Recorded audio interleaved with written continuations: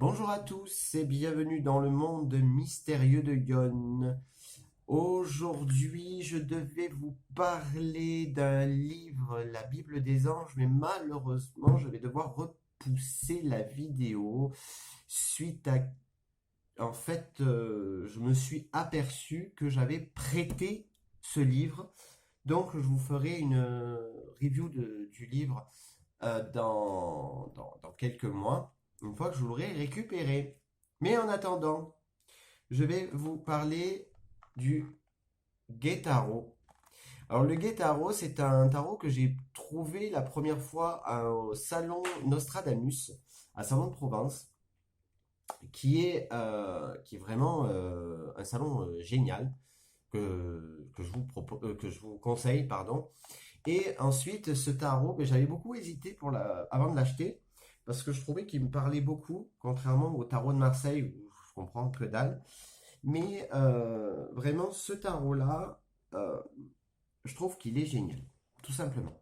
Donc, à l'intérieur, vous retrouvez le petit bouquin. Il est en anglais, en italien, en espagnol et en... Je sais plus quoi d'ailleurs.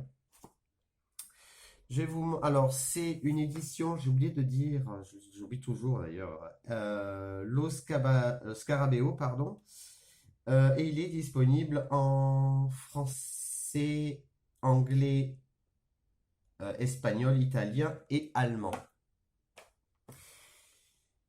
Alors, cette édition, le jeu a été écrit par...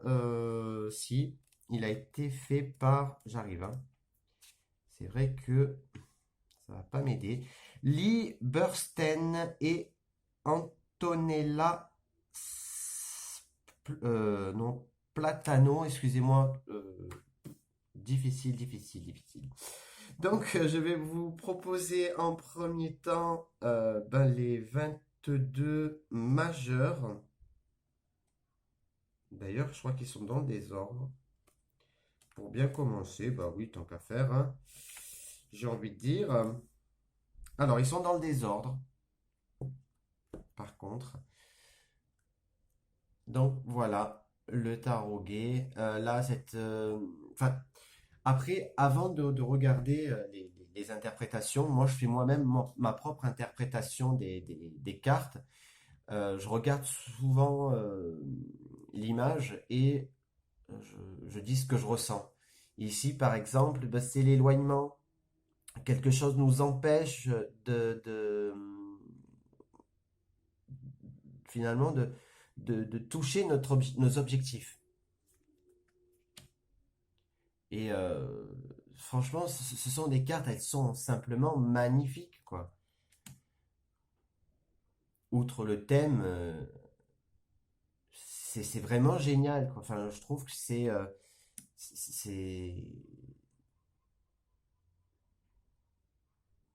la force, l'étoile, le magicien. Là, on a cette idée de partir à l'aventure. C'est vraiment quelque chose de magnifique. Je trouve que ce jeu, il apporte une lumière, certaine clarté, quoi, du jeu.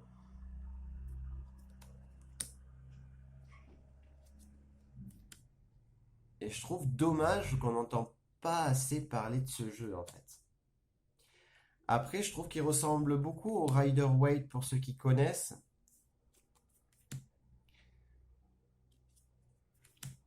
La roue de la fortune. Le monde, qui est tout simplement magnifique, quoi. Je sais pas si on voit bien.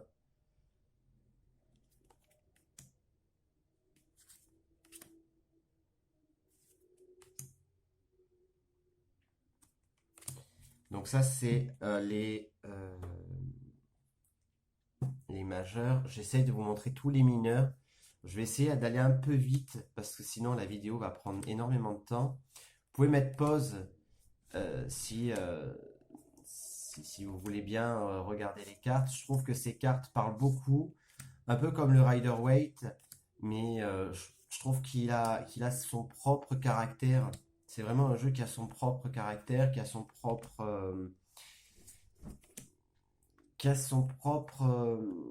comment dire, qui a sa propre histoire. Même si les cartes se ressemblent plus ou moins avec les tarots de Marseille, si elles veulent signifier à peu près la même chose, je trouve que déjà les mots-clés qu'il y a dans ce petit carnet, c'est pas mal. Après, si on veut vraiment approfondir la chose, un livre sur le Rider-Waite irait compléter, je pense, très bien le jeu. Mais après, moi, comme je dis souvent, quand je conseille les gens qui veulent tirer les cartes, c'est regarder les images. Regardez les images et regardez ce qu'elle vous dit, quoi. Si une image vous parle, écoutez. Par exemple, celle-là, c'est une personne qui a labouré son champ et qui attend finalement de voir, enfin, qui contemple son travail, quoi. Et je trouve que c'est tout simplement quelque chose de génial. Là, on a cette idée de bataille. Alors, comme dans tous les tarots de Marseille ou autres tarots, il y a 78 cartes. Là, on a encore cette idée de, de, de, de départ, mais peut-être vers une route inconnue. Partir à l'inconnu, partir sans se retourner.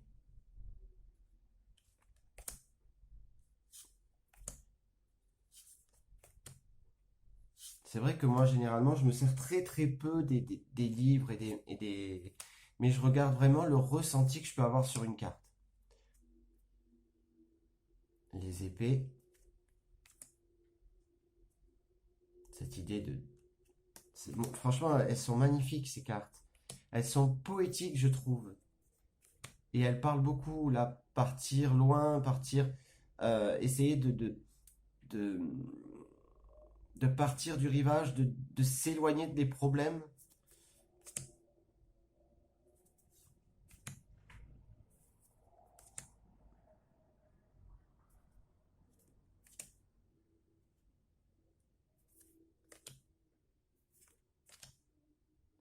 Voilà, ce sont vraiment... ces cartes-là, je les ai trouvées sur... je crois que je les ai trouvées sur Amazon, une quinzaine d'euros, je crois. Normalement, le jeu coûte entre 15 et 25-30 euros, ça dépend où c'est que vous les trouvez en fait. Je les ai jamais trouvés ailleurs. Euh, Pourtant, je connais une boutique d'ésotérisme près de Martigues.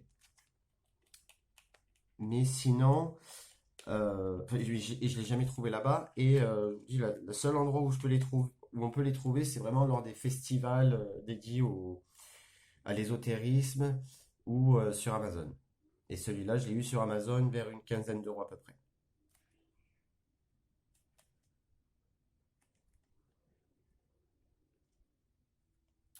Et voilà, il y a 78 cartes. C'est par, comme je le disais, Lee, pardon, Bursten et Antonella Platano, pardon. Et franchement, si vous débutez dans les tarots, Rider-Waite et les tarots gays, c'est ceux que moi personnellement je vous conseillerais pour débuter les tarots. Voilà, c'est tout pour aujourd'hui. J'espère que cette présentation du Guettaro vous a plu.